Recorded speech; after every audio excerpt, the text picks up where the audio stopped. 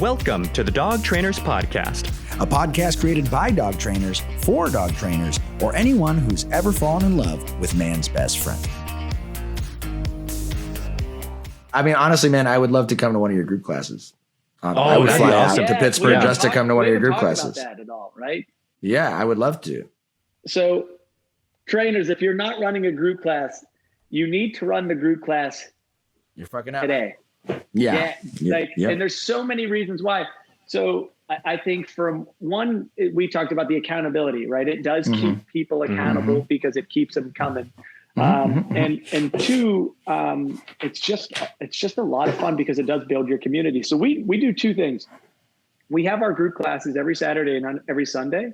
There's only two exceptions that we won't have a group class. Number one is it's the holiday.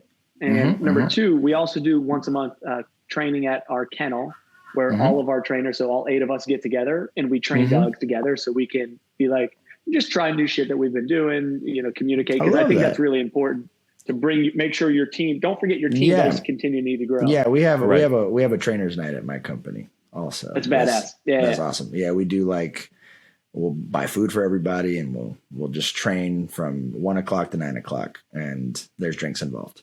It's great. It's badass, but that also shows, once again, these are not your employees, right? This is your family. Exactly. And if people would look at their business more like a family, they would be so much more successful. And but I digress. Back to this group class. Yep. So these group classes,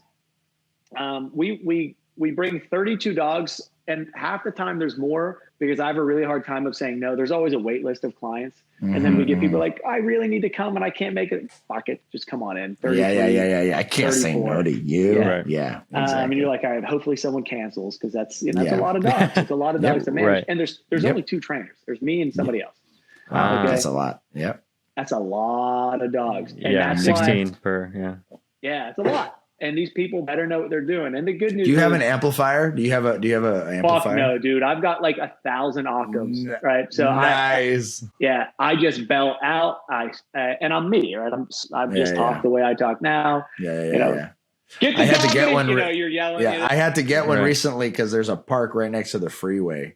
So I was so busy shouting, and I would have a basic obedience, intermediate obedience, and then an alumni class, 3 back to back, and I couldn't do it. So I got a little speaker, like a little geek, on a tour guide, headset. And, if you'll follow me, please. This way you'll be seeing dogs in heel. It's great. It amplifies you like crazy. Anyways, sorry, I digress. Go ahead. Go back to your story. No, dude, you're good. That's badass. So you don't carry this thing? I was thinking. No. I always wanted to be in a boy band, so I got this little boy band thing with a little set, and I'm like, I thought it was a megaphone. That's even better. Yeah, it's cool. So we get these 32 dogs together, and we get a lot of first timers. So I would say on average, there's probably 8 to 12 first timers, right? And that's a lot of people who have no idea what they're doing. In a sense of for the group class, they've all been practicing. Right. It's mandatory. Obviously, you have to have your first session before you come to class. The trainer has to approve your dog for the first class. So even if you want to come, if we think hey, this isn't a good idea for your dog yet. So we get a lot of new people, right? So I tell everyone to get there. Hey, get there 15 minutes early, do your figure 8s, find a spot, and then we all get together. Meanwhile, we do all of these in public. Right. So one of them we do at right behind my parents' restaurant. And then we all drink after and have a blast. That's awesome. Soma Pizza, Soma shameless plug. And then we also do them at local parks, but we do them right by local bars. We do them by, where the Steelers play. So we do them all over the place. Right. So there's always real life distractions, let alone the distractions of the 32 dogs that are in the class. Right. So we bring these dogs together. I tell them, hey, do your 15 minutes, then bring your dog into the oval, right? So we do an oval where we line 32 dogs up, right? And they put their dog into a sit, and there's a lot going on, right? So it's almost like we're putting a dog. I don't want to say we're flooding the dog, but we're putting a dog where it's overwhelming, and all of a sudden they're looking around going, "This is interesting," right? And now the people are looking around like, "Okay, my dog's in a sit, and they're not losing their shit." Because there's so many other dogs who've been here before, who are just this is what we do, right? So we take the 32 dogs. Just fall in line. Yeah. Exactly. But then that starts to become the picture of, this is what we do when we see other dogs. We just work together. We work through them. So we take these 32 dogs in this oval, And what I don't like doing for group class, what we used to do way back in the beginning is we would go on a walk together to start. But what I would notice, especially the dogs in the back, we're all trying to keep up with the dogs into the front. So then you get the most pulling and you're going to end up hurting yourself, right? Because now my dog's pulling. My corrections are probably very underwhelming, especially for the dog in this state of mind. So I try to do a lot of changes in our first 10 minutes.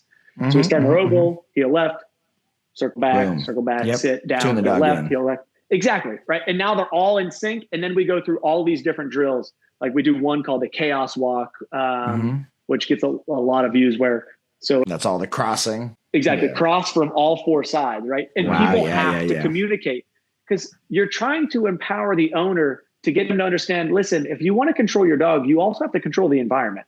You have to be willing to be like, hey, I need to go left. But more importantly, hey, do you mind if I pass you again? I need to make this better, right? So we're trying to empower these owners out here with all these people, and they all feel good because they're always going through the same process. Everyone here is working through the same shit. No one's dog's perfect. Right. And it's nice when you see, oh, fuck, there are other people who are struggling too, right? There's other people who are going through this process too. So we do these group classes. They have a blast. And then at the end, and throughout the session as well, we just make the dogs sitting down next to each other, hang out. And we get these people to understand that it is important that they need to know that doing nothing is doing something. Right. Everyone with their dog is go, go, go, go, go, go, go, go. It's like, shut up and just chill. You got to do and that class, this class is for that. Now we actually charge for our group class. So I heard Brent, I don't know if you said for only board and trains, only board and trains gain access to it through the board and train. I do something similar. We have access to all of my higher level group classes because I want to motivate people to keep learning shit. Right. So I have I have a high level food work course, which is just really, really fun, fancy finishing stuff and tricks, right? Like that one's cool because you get a dog who's under control now learning competitive food work, right? And the dogs look super sick, right? It increases their recall. Like they look awesome. But it just forces the owner to keep pushing ultimately. That was, back to my point. That's what I like about that class is it keeps the owner going because sometimes they get stuck doing the same old, right? Right. And when you get stuck, you tend to kind of plateau and I don't push as hard.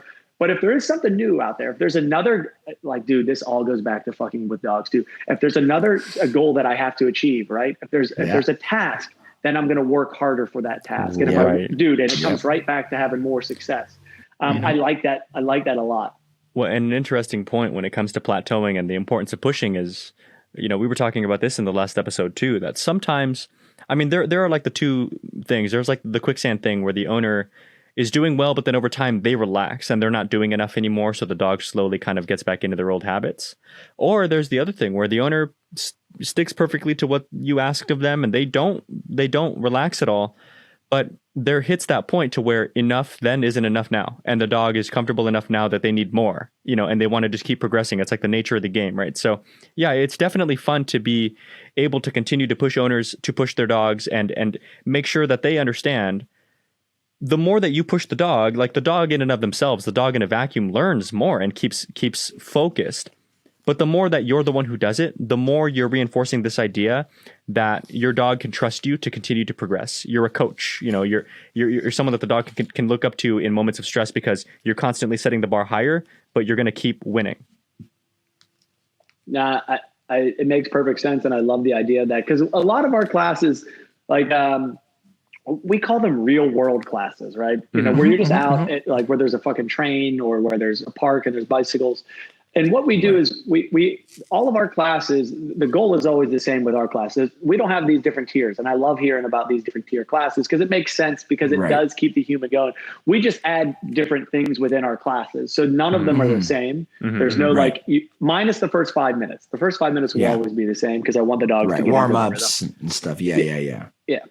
So that's interesting because so these classes that you give, that you teach, they're, there's not like necessarily a set curriculum, right? You're kind of just freestyling. You're reading the room, you're checking the group and saying, okay, what can this group do successfully together and elevate, right? And, you might even see people, and I'm just, and correct me if this is wrong, but this is what happens to me in my group classes sometimes. You'll see people are at very different levels of skills. So you maybe assign something harder for those people to do something harder, right? And then the novice people, you assign them something relatively easy, but it's all about gauging what's going to build their confidence when they succeed this, and like, go ahead. Sorry. Yeah, no, you're right. And when you're in one of these classes, the hardest part is that everything is done together. Mm-hmm. So the only variable that the human can actually control is the distance, right? So that is the one variable where we just say, you know what? Sometimes your shepherd who's losing sight of what they should be doing, maybe you should back up and kind of, just wake them up a little bit. Hey, you got to pay attention to me. Let's start to work. But it's tight quarters. And most of these dogs that are coming are not coming because they're, the stereotypical 1-year-old golden retriever who's happy-go-lucky. Most of them are coming because their dog reacts, or their dog is, the one thing that really shocked me more than anything was how impressive these classes work for even the nervous dogs, who you think would completely shut down in these positions, but who actually thrive because they overcome stress. Right. Yeah. And that is really, like, when you talk about bringing the dogs together, right? Bringing the pack together, right? You talk about all these dogs who are falling in line even for nervous dogs. It's so beneficial just to get them out and going, wow, these dogs aren't doing XYZ to me. I am okay. I am confident. And people think, oh, my dog's never going to. Yes, they will. Just trust me. Just bring them to the damn class. But I love it. And I think all trainers should run the program. And then after our group classes, we also have a Facebook page where if you are a employee of Say It Once, or employees, bless your heart. If you are a client of Say It Once, for a client of Say It Once, you now get access to this community page. And in this community page, you guys can link up together and go 3, 4, 5, 6, and create your own group class. You don't need me. It's free. Do whatever the hell you want with it. And I believe, there are a lot of people who take advantage of it. I wish more people did, right? So I always try to push this, like, dude, you don't need to pay me every time. Go with other people. And you start to see the groups grow from 2 people to 4 to 7. To one point, there was 11 of them running their own group class. You know what I mean? It's like, think of how much fucking power these people have when they were afraid to walk their dog in their own neighborhood, but now they're willing to run their own group class with 11 people. Amazing. Wow. Yeah. That's the community page.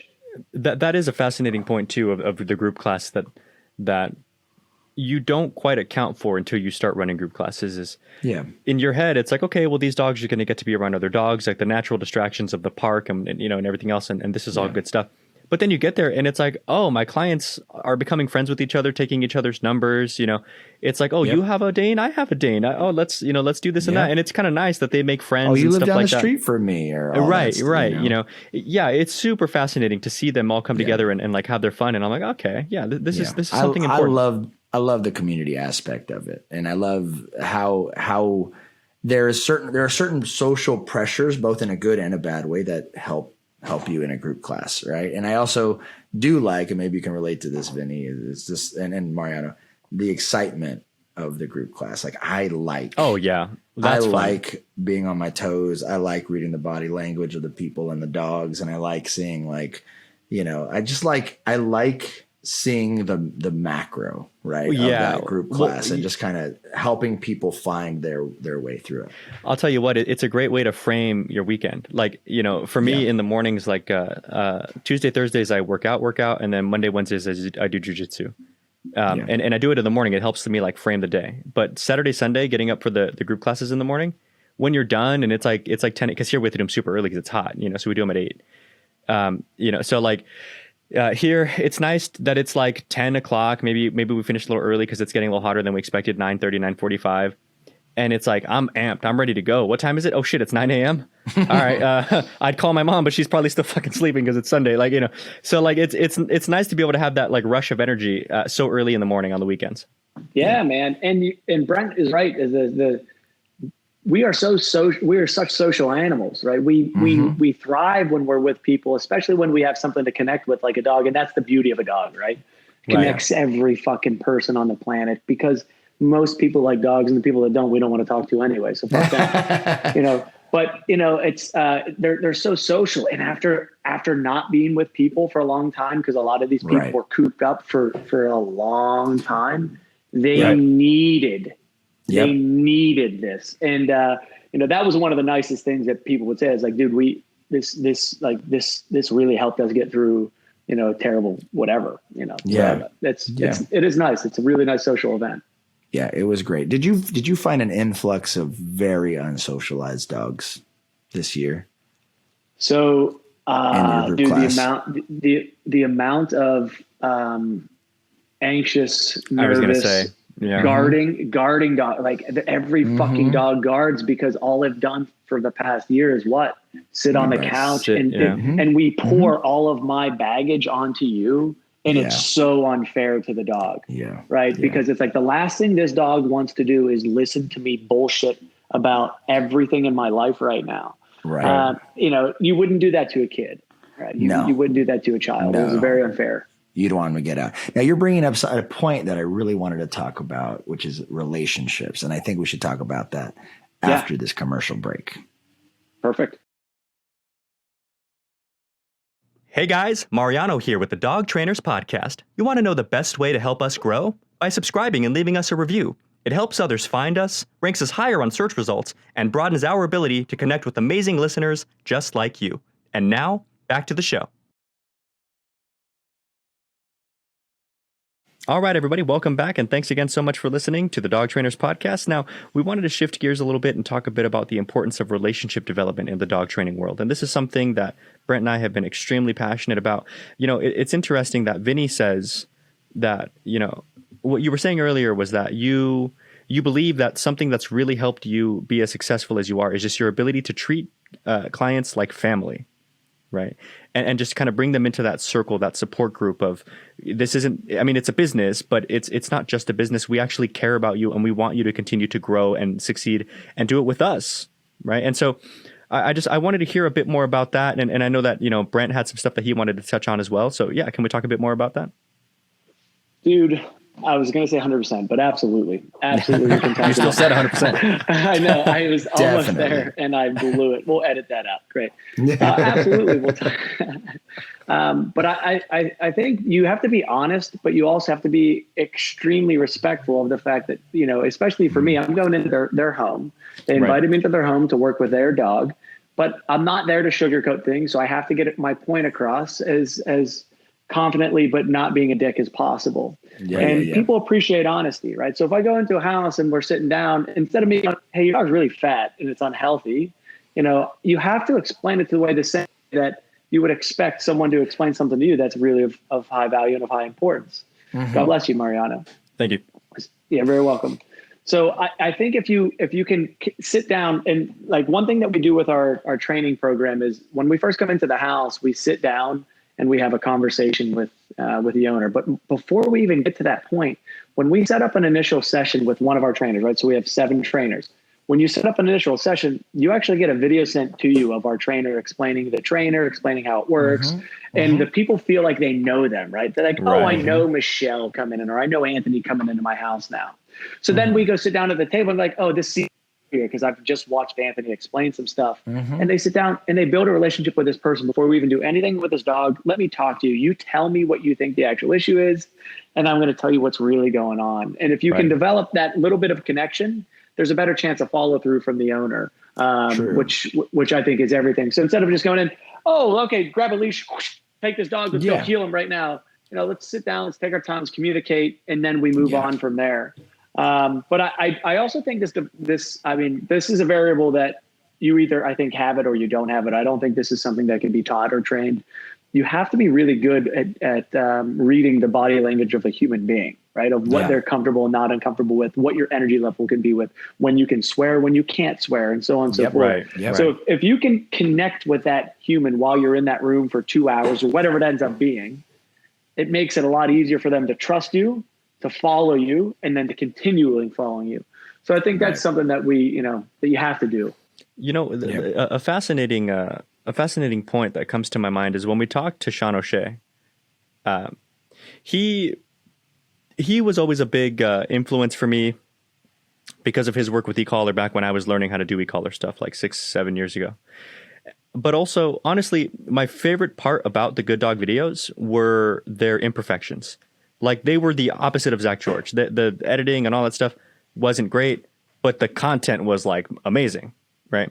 And Sean himself just has a very personable attitude. And what I noticed, something that he would explain a lot, him and Jeff Gelman, were not everybody's going to be, because he's not particularly like an ostentatious. It's not like he curses much or anything like that. So it's not that he would lose a potential client like that. It's more just some people don't subscribe to e-collar work or corrections at all, or that sort of thing. So he made I want to say it was he has different forms of video. And one was like Sean's rants, and I think it was a rant that he talked about. You have to be willing to show your true self out there online because it kind of pre-vets potential clients for you. And he was like, people who hire Sean O'Shea know what they're getting. They already like know what it is. So I don't have to sit here and like explain or defend my technique or whatever. I can just get to business with people who kind of already feel like they know me, And I thought that was fascinating. And even if someone doesn't know him, he does have a very personable quality to him. But I thought that was an interesting point. It was like, he kind of made it okay, I think, for a lot of trainers a few years ago who were doing e-collar, because e-collar kind of really picked up steam like 5, 6, 7 years ago, it seems like. Quick, right? I think he's part of that reason, because the good dog grew fast with it, right? But I think that he was one of the people that made it okay to be like, you know what? You don't have to please everybody. If somebody doesn't want to do e-collar, call this guy down the road, but if you want the good dog, then you get the good dog. And there's nothing wrong with catering to your audience, because then you have a more dialed in product, and I thought that was fascinating.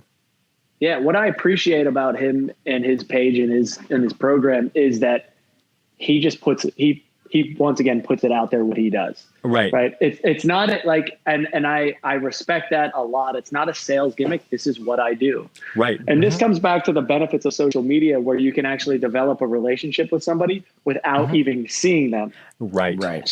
So now these people feel like they already know me. They feel like they already know my employees because they have their own social medias as well. And they have their own videos as well. So it feels really homey, right? And I feel really connected with these people. But you gotta respect people who put their work out there, and for better or for worse. And I like the thing that you just said, Mariano, about I love that he puts videos out, but that they're him holding his phone and because I'm not a great videographer or anything like that. I'm good enough to get by, but I'm not putting shit out there to make it look fucking cute. I'm putting shit out there because this is what I do and this is my process. And I hope you can pick up.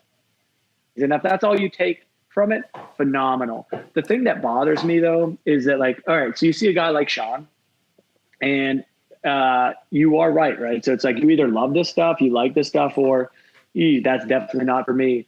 The problem is that there's trainers out there who look at that, and what they don't understand is there's so many things you can still learn from someone that you may disagree with. Right. Which is, once again, I'm such a fucking hypocrite, but because we're more about the purely positive trainers, which ones do I follow? And I follow two. Right. But the two that I do follow, I learn a lot from. So that's just insight for me now that I'm saying this verbally to people who are going to hold me accountable. Hey, dickhead, maybe you should start following other people as well, because there is something, you can always learn something from somebody.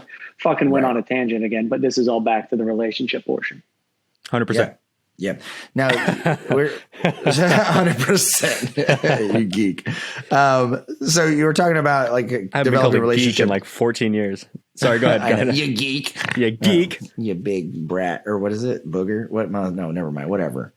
That's weird. Sorry, I called you a booger. Go ahead. I was saying, what did people say back then? All right. So you're talking about relationships development with clients, and kind of how it kind of turned into how we use social media to kind of create relationship, or at least that first layer of entry. Right. And I want to talk a little bit more about clients' relationships with dogs, right? Because this is something that it's really interesting, because I actually had to ask my group class the other day. I said, guys, it's been a long time since I haven't been a dog trainer. So it's hard for me to think not as a dog trainer. And I said, what was the hardest part of this group class? Right. And some of them said, dog training's hard. And I'm like, what part of it was hard? They're like, you got to put the work in. Right. And then you got to be consistent. And there are some people There was a class where I had 10 people and it whittled down to 6 because 4 people just didn't want to put the work in. Didn't want to put the work in, right? And that's okay. That's cool with me, right? And they weren't people who found me organically. It was like a hotel event or like an apartment event that they put together, and people said, there's a group class to sign up for. And we had some fall off because these people didn't know what they were signing up for, right? And so they go, but we really, really learned like the communication. We learned, and then boom, this keyword relationship. Like we didn't know that we could have a relationship with our dog where they understood. We knew that they would that they could understand us. You know what I mean? Versus just like, what's it called? Anthropomorphizing or assuming how they're feeling. Like we can actually tell and read now. Right. And so I thought that was really powerful. What are some big points that stick out to you when thinking about relationship with dogs and their humans? So, yeah, and I'm going to touch point on 2 things that you were saying. One is, it is so important not just to teach owners on how to handle their dog, but how to live with their dog. Right? Because it's not like you can teach your dog to heel and sit, but if you're still living with your dog inappropriately, our habits are creating their behavior. So we got to make sure that, we go into their house and we say, listen, that is the one benefit is because they may tell you something, right? And they tell me straight to my face, they don't do something. And then you literally watch them do it. And you're like, dude, your dog is nudging you. You're petting him right now. Exactly. You're like, we don't give in to, he's nudging and pawing you and you're petting him right now. Right. So, that I think that is the hardest thing for people is, listen, I do have to adjust the way that I want to live with my dog at times in order to get to what I want. Right. And if you don't want to get that, that's fine. It doesn't matter. You can live the way that you're living and it's, you're perfectly fine to do so.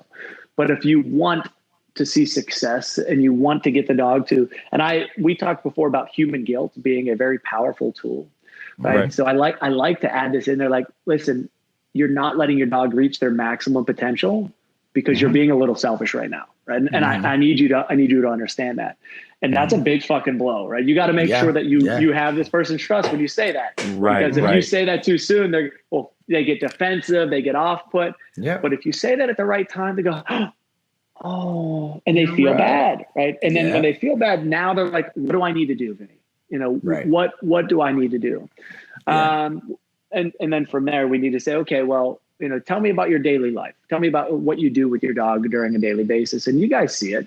I mean, every dog is under exercised. They don't, they have no tasks, right? Even if they are exercised, they have no task. There's nothing to achieve.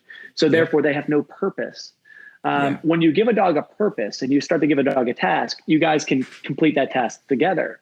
When you complete it together, your dog starts to look at you more frequently. When they start to look at you more frequently, now you guys are connecting a little bit more. It's not just like, I tell you to do this. The dog is, tell me what to do versus me just being like this dictator always on this. So that's the way that I would look at it. So something fascinating that you touched on just then was something that we talked about with Larry Cronin with Jonas Black. And Jonas made a point when he was talking to us about, like, with me, like, you kind of get what you get, in a really fun way, because he does well with his clients, about like, I'm this tatted dude that rolls up in a fucking Harley and I'm cursing and whatever. And, and he's like, but that's just my way of breaking the ice. But he knows how to play that game. Right. And what fascinated me was all of you guys brought up this understanding. You have to be sometimes brutally honest with your client. I mean, that's what you're there for. That's why they pay you money, right? That's why you're the professional and they're not. But the relationship has to be able to bear it, right? So you like establish that first, and then you get comfortable kind of digging into them after the fact, right? So I guess talk to me a little bit about, so like for a newer dog trainer, because like Brent was saying, it's been a long time since any of us have been new, right? For a newer dog trainer, can you explain to us a little bit about how you know when it's okay to keep it real with the client a little bit, or if you're not there yet, how do you know when it's time to push to get to that point? Yeah, wow, that's a great question, dude. Especially right on the spot. Then he's got to think of an answer really quick. So I think there's 2 huge variables. One is the dog, and one is the person. At some point, there's going to be a dog where you actually don't have the time, and you're like, hey, listen, you called me because this dog has gone through 4 training programs, or maybe this dog has bitten 4 people we need to make some serious changes in this dog's life. So if it's at an extreme, a lot of times they're calling you because right now they hate their dog and they hate living with their dog. And that is the worst thing to hear from a client's perspective is they go, cause I asked this question to my clients and some of them laugh. Cause I'm like, do you like your dog? Right? Really natural conversation. Do you like your dog? Like, yeah. What do you mean? And some people will fucking tear up right there. Right. And they will go, no, I don't right now. Right. And it's like, I'm like, well, that's a huge thing when someone says that. And, you got to be like, hey, listen, well, that's why we're here. We're here to help you develop a better relationship. But in order to get to that point. So I think you got to find some common ground somewhere. And realistically, you got to be really good at reading the room. Right. But that is, we talked about that earlier in today's show. That's a talent, right? You got to have that. So I don't know if there's a right answer for when do I know I feel comfortable. I guess it's just a gut feeling. And some dogs you just be like, hey, listen, this is how it's got to be. I've got no time to waste. You need all the help you can possibly get. And therefore this is behind it. Exactly. Can I rephrase the question a little bit? Yeah, 100%. If you were to give some advice to a newer trainer who, like we talked about before, because they don't necessarily have that comfort level conversing, just having a conversation person to person with a client, they're almost like script reading. Like what Brent and I talked about in the last episode was like listening to a brand new trainer talk about a program. It's like listening to a high schooler give a speech. It sounds like you really don't want to be doing this. It sounds like you're just kind of talking out the words until you're done and then you want to sit down. But how would you offer a newer trainer advice on like, do this thing, or think about it this way, in order to make them more comfortable and more fluid? Because a lot of times they know the content. Like, a newer trainer, if they're good enough to be doing in-homes, even if you're there watching them, if they're doing it, like if they're the one kind of running the show, they're good enough at that point to know what the problem is. But are they comfortable enough to call out the owner? Yeah. And I might be misreading your question. So just stop me if I am. Okay. You talked about how the trainer goes through a script, right? Because we all have that like internal script of shit that we need to say. Right. What you need to do is you need to find whether you do it to your trainers or you can get somebody to do it to you. And we do this all the time where my trainer's talking about something to whether it's a client or a fake client. So we'll set up a fake client or we'll do it with family, so on and so forth. And while they're going through something, interrupt them. Right. So, whoa. Explain that again. Or why did you? Okay, because now their internal clock is fucked. Right. So now they have to figure out how to get back to explaining something, even though, exactly. Because but you have to get to that point. And my trainers, and this is a love-hate thing, right? So my trainers, at some points they sound like me, right? So they've been with you for how long? So when they talk, I'm like, Jesus, this person sounds like me. So, you have to have the ability to pivot. Right. Or sometimes I'll go through the program and I'll have my trainer go through and explain it, go, hey, that's perfect on this dog. That doesn't need touched. But now what are you going to do? Right. Or, hey, I don't want this done. So now what are you going to do? So I think you just have to like literally set up mock sessions where these people are set up for failure, or explain it to your best friend who knows nothing about dogs and tell them to ask you every question possible. Because if you feel comfortable explaining it to your best friend, they're not going to be like, excuse me, I'm get the paying fuck you out of my whatever. house. Exactly. But what they will do? They'll fucking push your buttons. Right. And then you get pissed. And now you have to learn how to deal with a certain scenario. So I don't know if that's what you were getting at, but if that's excellent advice. And that's definitely something that I would agree with you that newer trainers should do and have like more, friends or more experienced trainers or whatever kind of walk them through, because I think what you're saying makes a lot of sense, because you throw off that internal clock, because there is like a sequence to, I'm going to talk from this point to that point to this point. But also I think what newer trainers need to account for is it's a different dynamic when you walk into someone's home. A lot of new trainers aren't ready for that the first time they do in-homes, right? Is like, I'm coming into your house essentially and like telling you what to do. And a lot of people aren't comfortable with that. So it's fascinating, because not only does cutting them off make them think twice about what the program was, where they are, and kind of like assess themselves, but it also gets them comfortable. Like sometimes you're in the groove and like you're building momentum. Like you were talking about, you kind of feel good. Like, all right, I'm hitting like a stride here. And then that momentum skirt gets cut. You have to be comfortable picking it right back up and get back on it, you know? And so that's an excellent point. Yeah. My brother does this with a lot of my employees. He's a pretty, he's kind of a dick at times. So this works out well. Will he do mock calls? Yeah, absolutely. That's awesome. What I mean? And he's just, but it's going to happen. You're going to be in an appointment with a client, and they're going to interrupt. Their kids are going to interrupt. Their kids' diapers are going to need changed. And it's like, Jesus. And those are sloppy, right? Sometimes it's sloppy. And you got to make sure that, remember, I'm here. I have to get these points across. And this is my objective for today. But, right. Brent talked earlier about keeping it fresh for yourself too. I would even challenge people that you should change your inner monologue frequently so you don't feel burnt out. Because the last thing that you ever want is to feel burnt out. So you've got to, inside your head, you got to figure out, okay, well, let me figure out how to explain it 12 different ways, just like you said earlier in the show.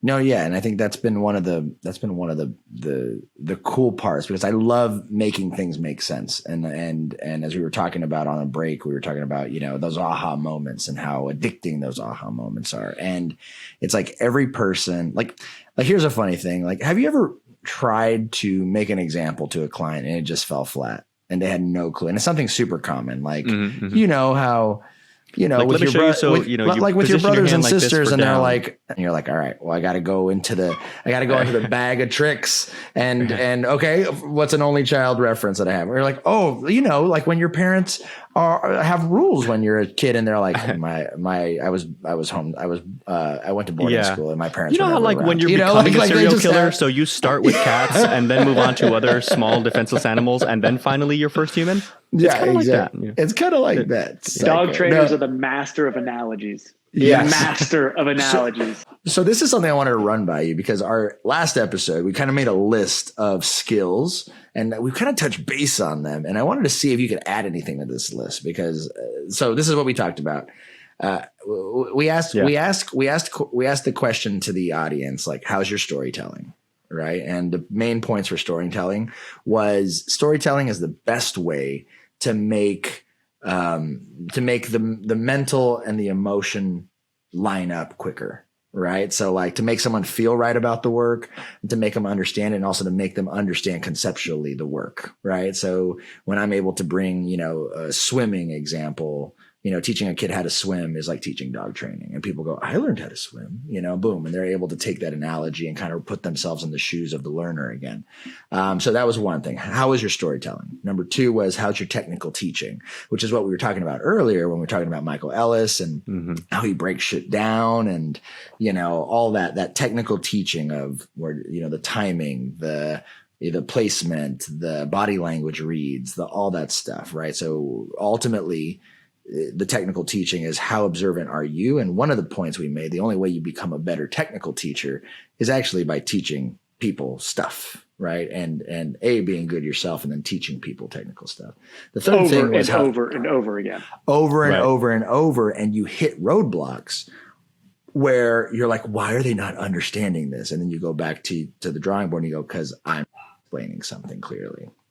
Right. Or maybe I'm jumping. Right. The third thing we talked about is, how's your troubleshooting? And so we talked about like misdiagnosing problems. We talked about, confusing fear for dominance and vice versa, confusing, the dog's challenging me when the dog's really just misunderstanding or just doesn't understand in general. Right. Here's a huge one. Lack of structure in like a rescue dog. I think my dog was abused. Dude. All the time. Yeah, and lack of socialization, as my dog was beaten as a child, right? Right. So we see all these things. So those are our three main points, right? And so what we feel helps elevate you as a dog trainer. So as you kind of learn your craft and you're learning the technicals, like you can physically train a dog. Now we're stepping into, okay, how do you train a person, right? And so our 3 points is, how's your storytelling, how's your technical teaching, and how's your troubleshooting. Right.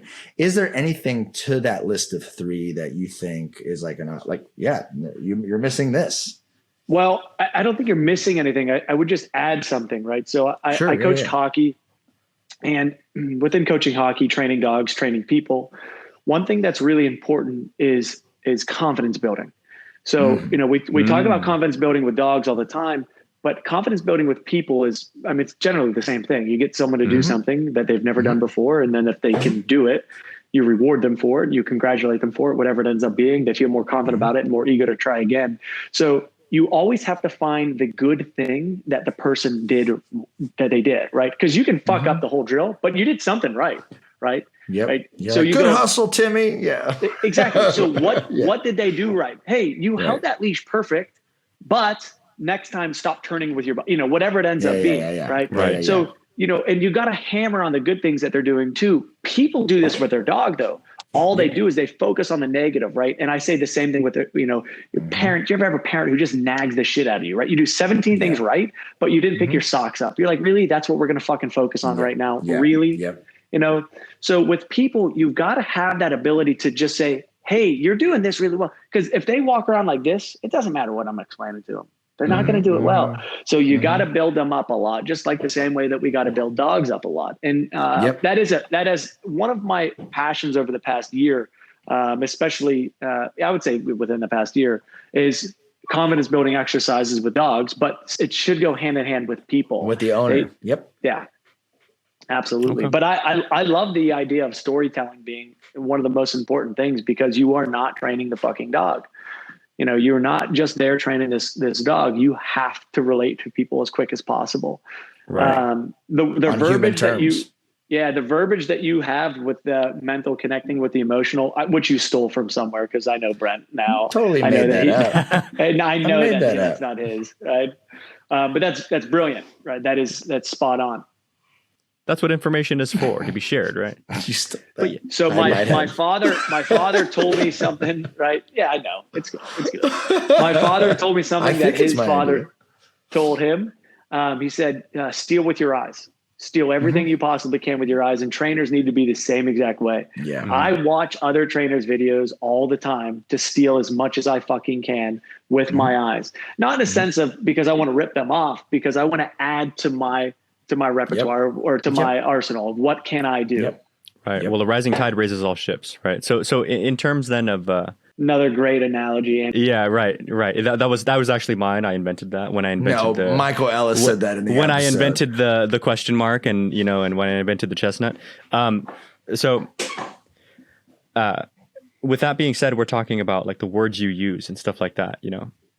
I almost don't want to say like steal with your eyes. You just take, you learn.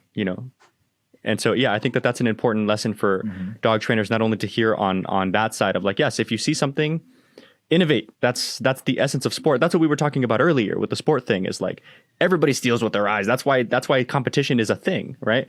But from the person who's the one who's been doing the innovating, if somebody takes your idea and then improves upon it, you realize that you too can then take their improved version and then make it even better. And then we all get better. Like I love reminding people, we all know taxis were a thing and then Uber came around and changed the game.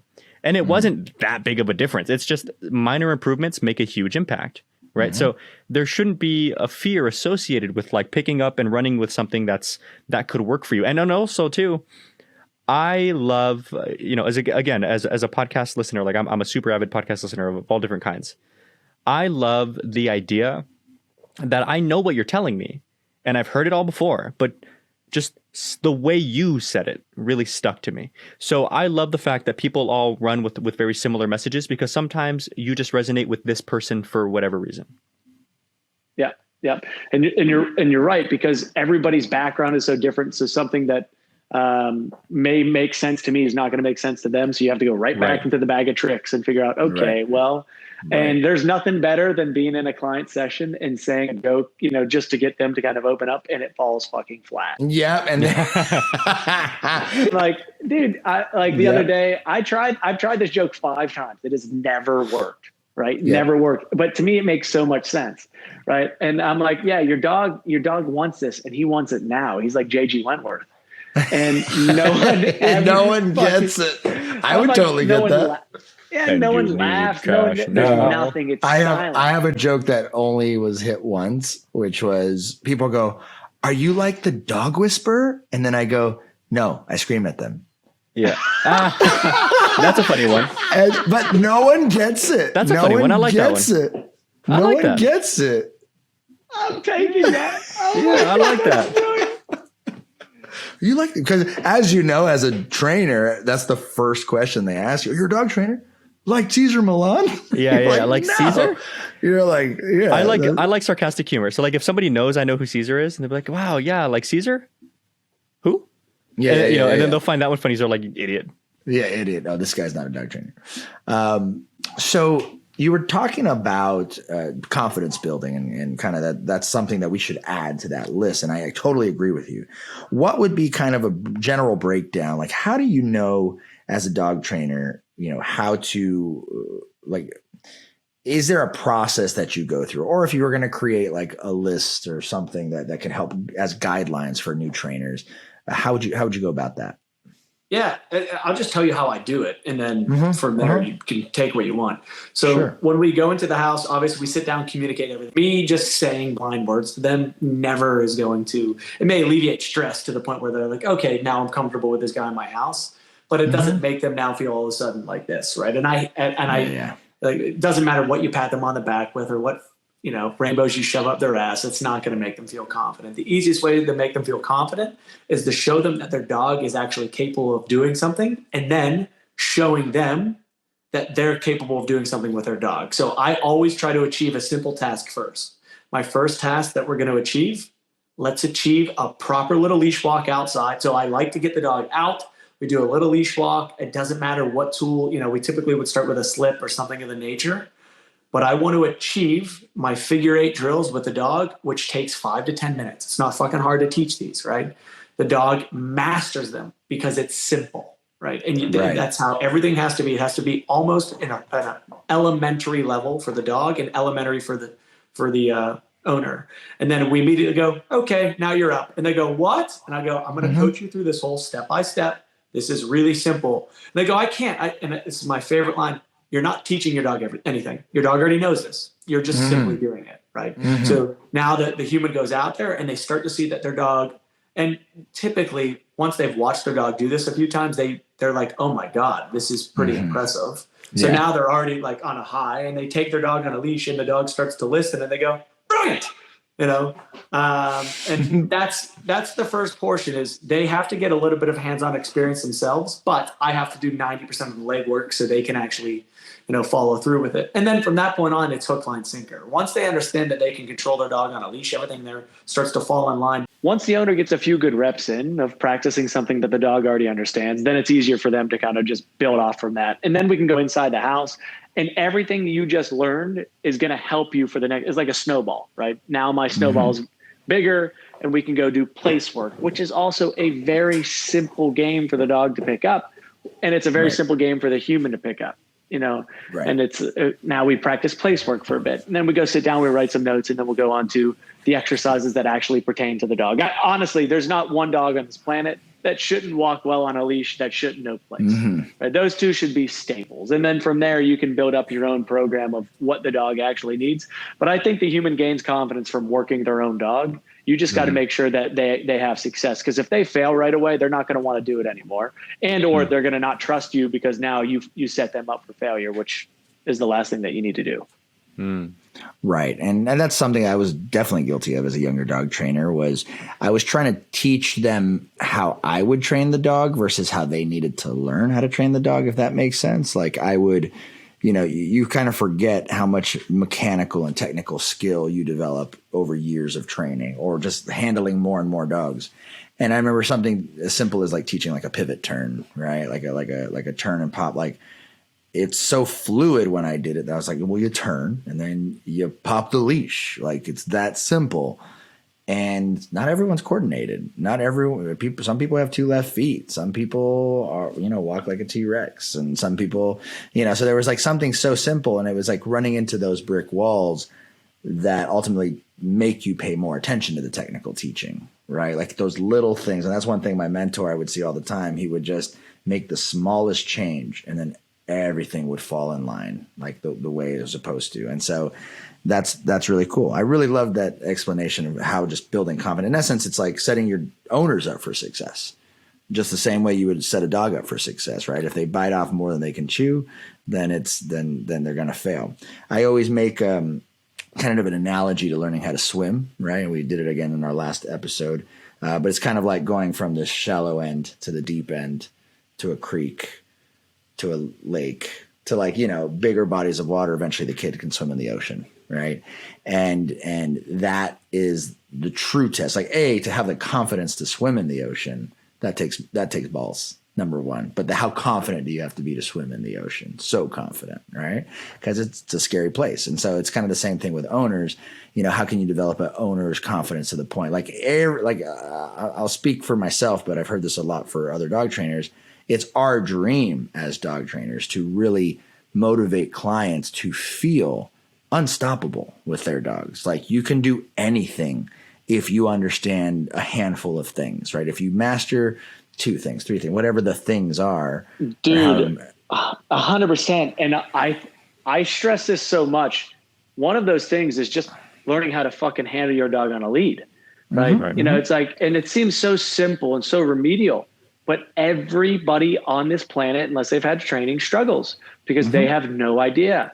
They have no idea that you can actually even teach the dog to follow you on a leash. And once that person gains the power of the leash, then you can use the leash anywhere, inside, backyard, front yard, so on and so forth. Which, I think is everything within their relationship between dog and human. They actually want to work their dog more. And then there's the trickle down effect, right? Like, there was this podcast I listened to, this is years and years ago, talking about a study of people who just did more activities with their dog, whether it was obedience training or not, how they noticed a huge change in behavior just because they were willing to do more with their dog. If you can get a client to do more, no matter what, at bare minimum, even if it's not perfect, if they can just do more with their dog, they're going to have less behavior problems because it's that simple. And we see it every day with homeless people and their dogs. Right? Why are their dogs so well behaved? Because they spend freaking time. Right. One other subject I wanted to kind of get your intake or your take on. So I use the word dog culture a lot, right? And it can mean whatever you want because it's such a broad term.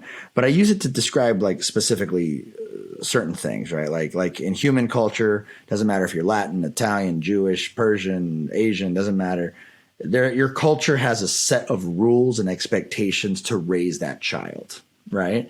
And you can tell based on that culture whether you're on track or off track, right? With that child, like by a certain age, they should be at a certain grade and they should be able to have a certain set of manners at a certain time.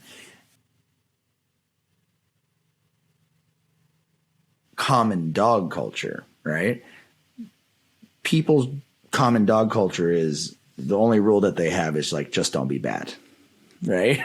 And so generally, when I start looking into dog culture, I also start kind of having to figure out like, all right, what is it that shapes the culture of dogs in society? Right. And I had to go think about it. It's like only 30, 40 years ago, it was super common practice to have all your dogs outside.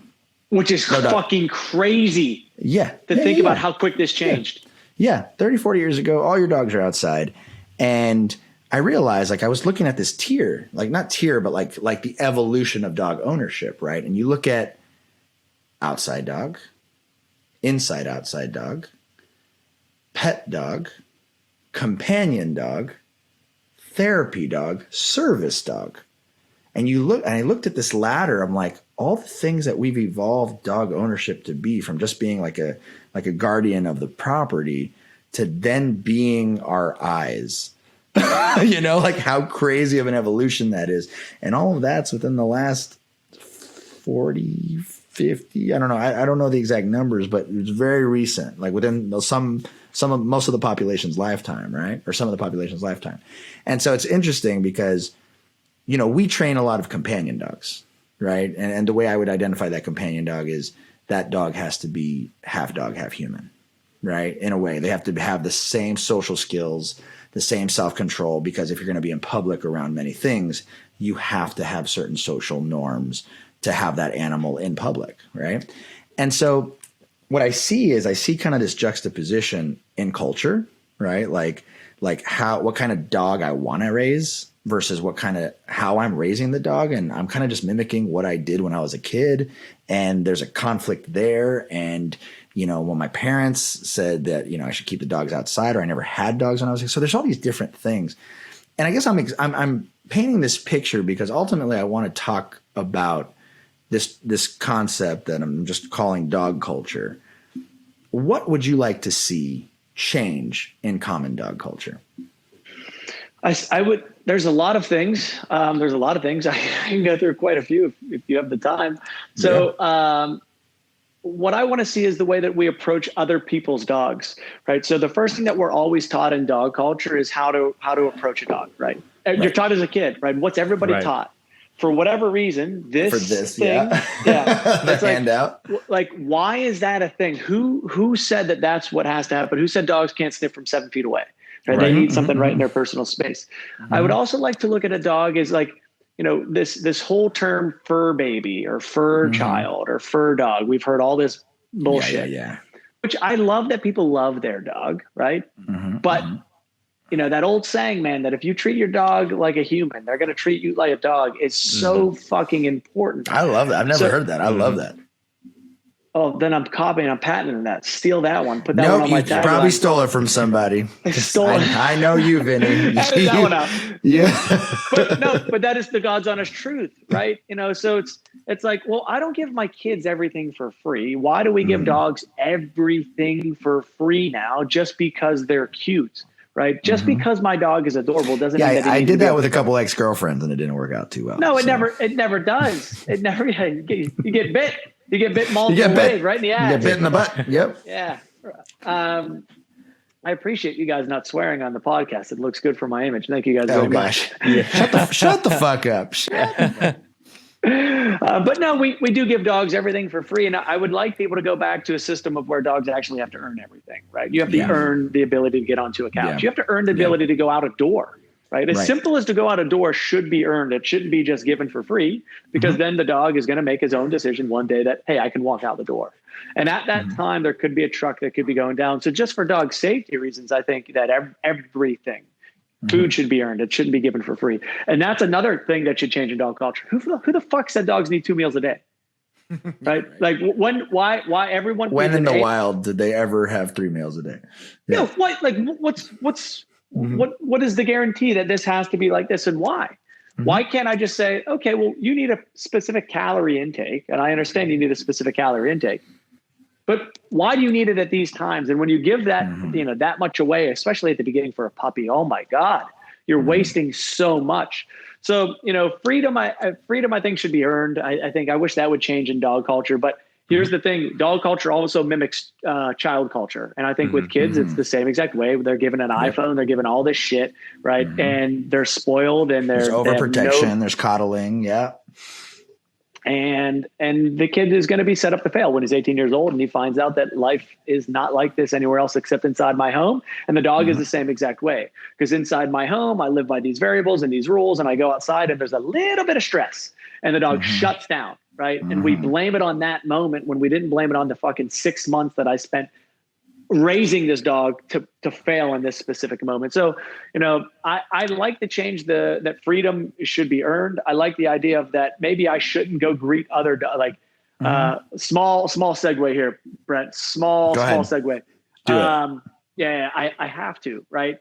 Like, why do people feel like they have the right to pet other people's dogs? Like, when the fuck did Well, yeah. Like, just imagine this, though. Imagine that you walked up to somebody and you just had a shirt on that said, "Ignore my dog," with a Say One dog training patch on. Oh, what a great idea. Brilliant. Right?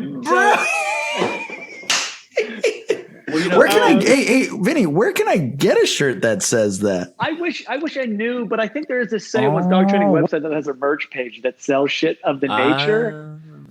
So what would that dog training website I've heard of that page. Yeah, sayitonce.dogtraining.com. HTTPS www. Yeah. Yeah, sayitonce.dogtraining.com. That's great. That's great. But it's a fascinating point that you bring up there, because I've even seen videos specifically about this. It's like, tell them no. If somebody's like, "Hey, can I pet your dog?" Say no. When I did my last group class this last weekend, I focused on that. I'm gonna come and ask to play with your dog, and you tell me no, and I'm going to insist, because some people are terrible about that, and then you tell me no. And if you're not comfortable being the bad guy, then blame me. You know what? My trainer said no. But some people, like I've had circumstances for fucking days, like with one of my dogs. When my dog was younger, Simba, my pitty, He was terrible. He was reactive toward everything, and he was one of those that if you correct him, he redirects on the leash, and so I can have a big pitty on a muzzle and like a prong collar, actively lunging, and people are like, "Can I pet your dog?" And I'm like, "Fucking go away, you idiot!" Like, and they're still no. I'm really good with dogs, and I'm like, "Will you leave?" And like nothing upsets me more than this. So like, somebody goes, "Sorry, go ahead, go." Somebody goes, "Can I pet your dog?" And they're like, and I'm already like, "No, go away." I'm putting my hand out, and I'm holding him like backwards in my other hand, So I'm like, I'm creating a space between us with me in the middle. Mm-hmm. And as I'm telling them no, and he's lunging over here, by the way, they're walking around my arm. So I'm like following them in a circle. I'm like, "Yo, will you back up?" Yeah. And then when you finally have to get mean about it, then they're like, "Oh, this guy's such a dick." And I'm like, I like to go from the get go and just say, "Oh, he bites." Oh my God! Yeah, but it does doesn't. in public. He's on a muzzle and he's lunging. Yes, he bites. And then the final cherry on top is a fucking do not pet vest. And still, can I pet your dog? Can you read? But it's that, or like nothing will have ever upset me as much as this. So I used to live in an apartment in Central Cal when I first got my dog, and this is that story: lunging, muzzle, everything. It was an apartment complex, and my neighbor, like the inside of the complex is like your door faces their door across the courtyard. The lady's outside in the front, watching her children walk up to me and my lunging, barking giant dog with a muzzle on, trying to touch him. And there's like 3 of them. So I'm trying to like keep space. Like, "No, you guys back up, back up, back up, back up." She's staring right at me. And I'm like, hello, and my dog goes, "Row," and, and he gets right in one of the kids' faces, and one of the kid freaks out. And then the mom all of a sudden, "Oh my God." And I'm like, "Bitch, where were you 10 fucking seconds ago? Like, come get your 9 children. How about that?" Well, because she's staring right at me. It's not like she's unaware. Don't get me started with kids on a leash. Don't get me started. Dude, nothing. I was like, why? How is this my fault? Come get your kids. Can I add one more point to that, Brent? Yeah, please. Back to the thing about like what I would change about dog culture. I would also like to change that just because you are making your dog earn things and you are being strict with your household rules, right? I'm limiting my dog's space. I don't want him up onto my furniture yet, whatever it ends up being. That doesn't mean you don't love your dog, right? Because there is that fucking negative connotation of being strict with your dog means that you don't. Bullshit.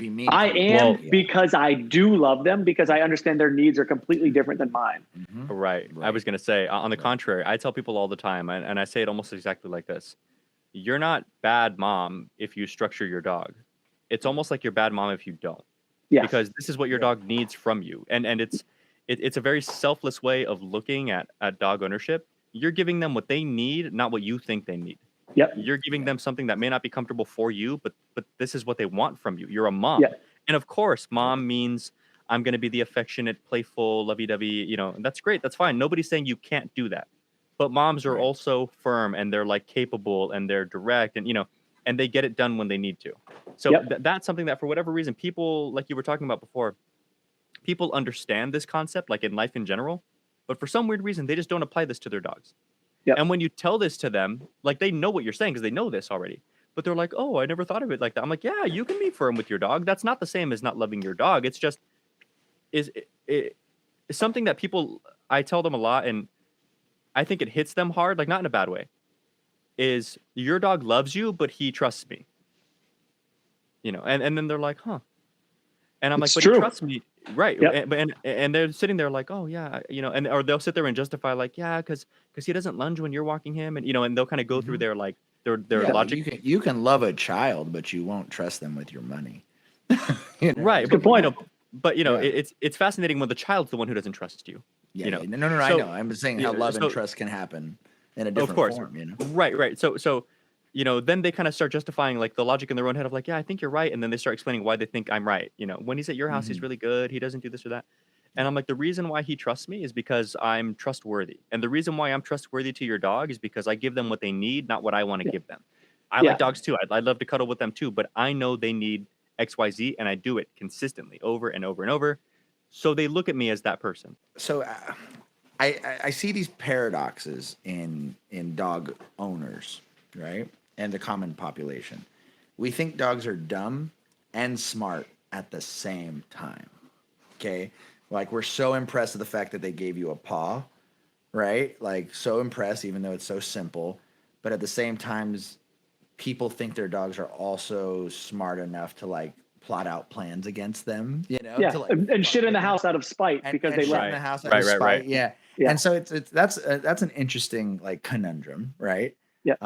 And ultimately, when it comes to the society and culture, like there's a lot of these confusions. Like we think two things are different at the same time, and so like what is it that leads to everybody wanting to say hi to a random dog? I mean, I understand having a love for an animal, but personally, what I think, a lot of people need to get bit more by animals and respect animals a little bit more, right? Because there kind of comes this thing. It's like the further away you get from animals, the more you kind of, I don't know if commoditize is the word, but like you think that there's something super special and cute all the time, and you kind of lose respect for them as a creature, right? Yeah. Like think of it like 100 years ago, a polar bear was fucking scary to somebody. Nowadays, like every kid has It's a Coca-Cola commercial that you see in December. Now it's a Coca-Cola commercial, right? And I was going to go with the same thing. I was going to say this is all 100% Hollywood and and just media in general of how dogs are portrayed, and that's once again that goes per breed or dog in general. Yeah. But see, my question always alludes to, okay, so with that all being said, because I don't disagree with any of it, but now what? Yes, exactly. We're all dog trainers, right? We all have a decent platform in one form or another. So how do we push this then? Yeah. So and two points I'd like to make this. One, I would love to, if we ever got the chance to sit down again, I would love to sit down again too and talk about how, even how dog trainers should use their, I know we talked briefly about how they should use their social media platforms to kind of create a persona and or a relationship with their client beforehand. But then I would love to talk about how do you do that, right? Saying it is one thing, just like saying to a dog, I need you to come, I need you to sit. But how the fuck do you go through the steps to do that? Because that is Let me actually read you that question from that person that follows you that actually reached out to us, because I think it's on the same line. Oh no shit! How about that? Yeah, let's do that. So here's a question. Is it that person that was like, funny enough, they reached out to us like yesterday or the day before, and we're like, hey, you guys should have Vinnie on, and we were like, yeah, check it out. So this is the guy's name is Ross McNamara with Mac Dog Training. So guys, go ahead and follow him if you're listening to this podcast. So he says, hey guys, I'd love it if you had Vinnie on from Say It Once Dog Training. And I said, hey, well, you're in luck because we're literally interviewing him like in 2 days. Yeah. And I said, thank you so much, Ross. Thanks for listening. I said, let us know if you have any questions for Vinnie. So he goes, great. So he goes, thanks so much. We appreciate you guys responding. It's nice to hear back from you guys. I've been learning so much recently. I would like you to ask Vinnie if he's got any tips for growing on TikTok, considering that he's got a huge audience there. How do you make yourself stand out as they're already really saturated with other content, especially dog training? How do you get eyes on you? So I think that's a great question. And there's multiple answers to that question. One, you have to be 100% authentically you, because if you're not, people know, right? People know, and if it's not authentic, they're not going to buy it. Number two, we talked about this before, Brent and Mariano. It is very difficult not to look at the negatives, but stop looking at negative comments. Stop looking at how many views it got, how many likes it got, and just put out your content, right? And if you consistently put out content that is going to help people, you're going to grow, right? That's all it comes down to. There's no way that somebody grows without putting out good information, right? So it doesn't matter whether you have tremendous hair or whether you don't have tremendous hair. If the content itself doesn't help, act, though. one fucking 100% it helps. You know what I mean? 1,000%. I'd much rather look like Brad Pitt. You know what I mean? This would be a lot easier. I'd be on TV all the time. But you've got to be 100% authentically you. You have to consistently put out good information that is going to help people. And you never worry about how many views, how many likes, any of that bullshit, because at the end of the day, it doesn't matter.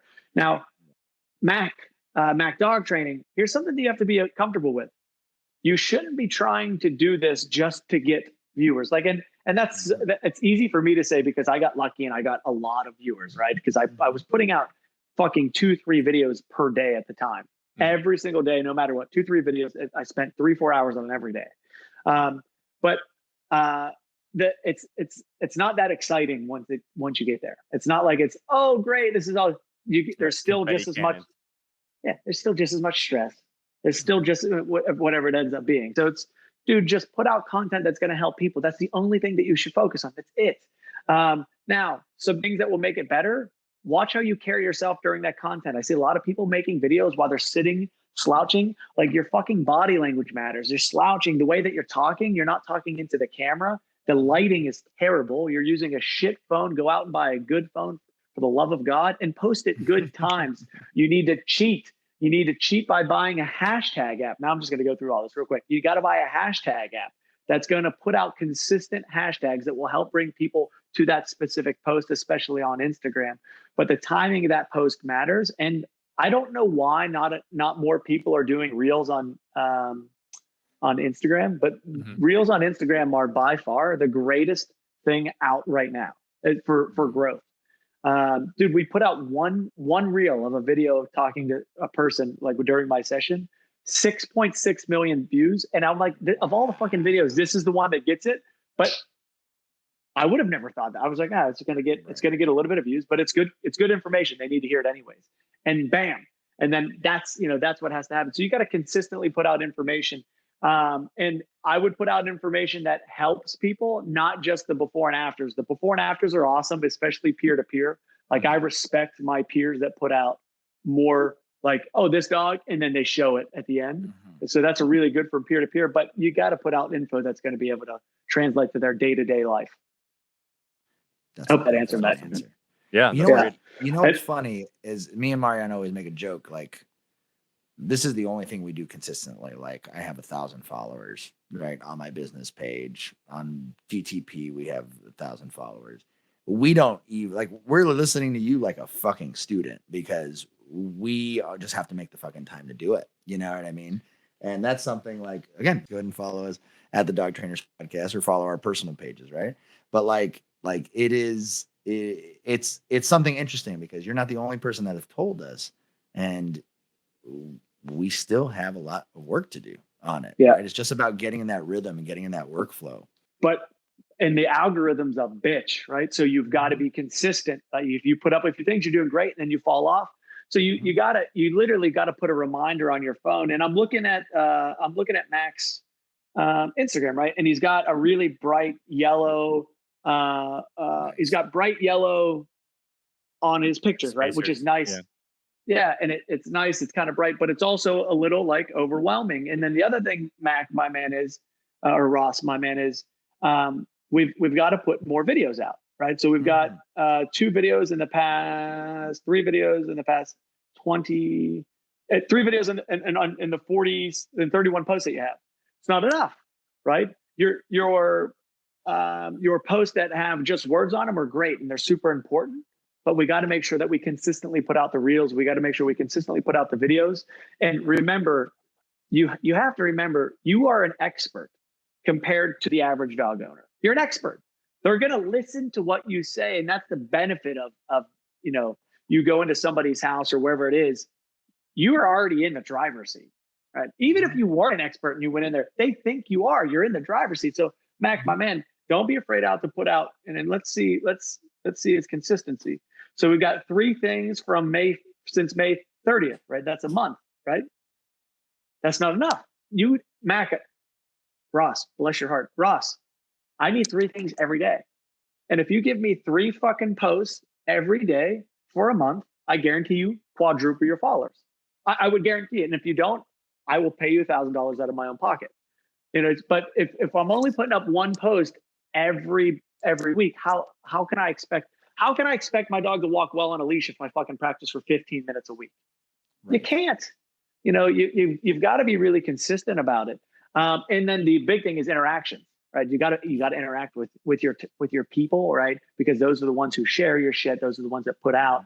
Don't be afraid to even interact a little bit more than you typically would. I was listening to Sean Osei talk about how he doesn't like to text his clients, right? He wants everything through email because he doesn't want them to think they can reach him 24/7, because you guys know it does get overwhelming. Oh yeah. They'll right? reach at like 10 o'clock at night, 2 in the morning. Oh yeah, and it's overwhelming. So it's like, okay, hey, if I want more followers on social media, this is what I have to do. I have to put in more work, and I have to be willing to do some things that maybe I don't want to do all the time. Like I got to message people and comment back. But yeah, it's all you guys said it the best at the beginning of the show. How was your first episode of your podcast? Oh, it's fucking horrible. Okay, how many episodes have you done? This is now 52? 52. 52. Yeah. Yep. Perfect. So your 52nd one was the best one you've ever 53. done. It's brilliant. It's actually a thing. This is 53 now, actually. You're right. The 52nd one. Yeah, but I was think the you're right. best. The 52nd one was the best one. You son of a gun. You son of a gun. We got to grab some beers. One of the. When are you going to be on the West Coast? I'm not sure yet. I'm coming out. It's probably this winter. I made it dead set. Are you doing the seminar circuit? Are you doing seminars and stuff? Nope. No, Yeah. just growing the company right now. Nice. All right. I tell you what. I have a nonprofit I'm working on this year. I'd love Nice. to come and speak if you can. I would love to. Amazing. Well, I would actually, love too, that. All right.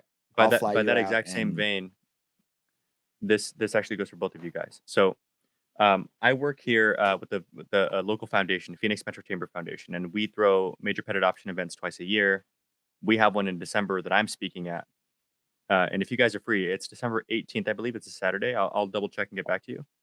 Mhm. But if you can make it out, I'd love to bring you guys out and we can all talk a little bit and just Even if I can't make it out, I'll bring awareness to it at a bare minimum. Please, that'd be yeah, so sweet. yeah. I'll send you Thanks, the man. info. Yeah, absolutely. Both you I guys. love it. I love it. Well, I have a very traditional question that I ask a lot of our guests. Okay. Anything you want to go over before we dive into that, Mariano? Nope, go for it. All right. So here's our question.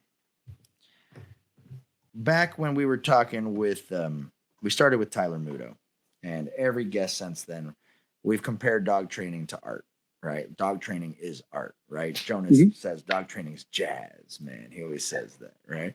And as artists, right? You know, there's different tools in an artistry toolbox. There's different, techniques and approaches and all these different things. And the question is pretty much, you as an artist in the dog training arts, what is in your artist toolbox that you feel allows you to be,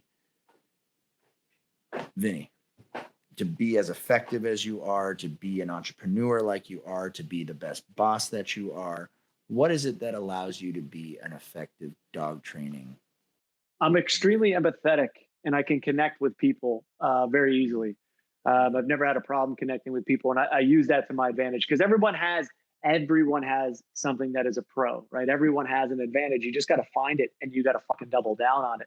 So for me personally, it's my ability to connect with people, to get them to follow me, trust me, and to make sure that I motivate them to do well, right? So of all the things that I do, I have no doubt in my mind that is by far is the best. Is just the way that I connect with people, work with them, and I mean you're coaching. It's like anything else. You're literally coaching them step by step. Right. So that's my best tool in my toolbox. It's what it all comes down to is just my way to speak to a person like they're my brother and my sister and move on from there. Fucking love That's awesome, man. Fucking love that. Well, I think it's about time we wrap up this podcast. We got to have you back on. We definitely, dude, absolutely. It was a blast, man. Every now and then when we get a guest on who's just not just an amazing dog trainer, but an amazing communicator and a great teacher. To me, I always look at like that's the best way for us to rank our skills, right? As educators and coaches and teachers, like the gift of gab is something that can be learned. And there are people who are talented, but then there's also people who bust their ass to get really, really good at it, right? And so, all the information that you've been given is going to be super helpful for a lot of trainers out there. So thank you so much for being on, man. So you guys can go ahead and follow Vinnie Somma at Say It Once Dog Training. And you don't have a personal, you just have the company, right? That's it. Yeah. Right on. And you guys can go ahead and check out his content.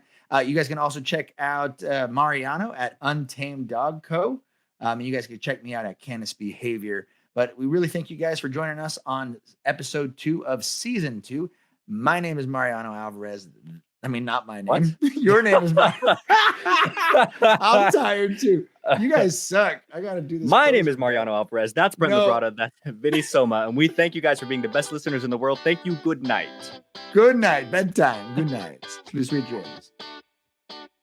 Thank you for listening to the Dog Trainers Podcast, a podcast created by dog trainers, for dog trainers, or anyone who's ever fallen in love with man's best friend.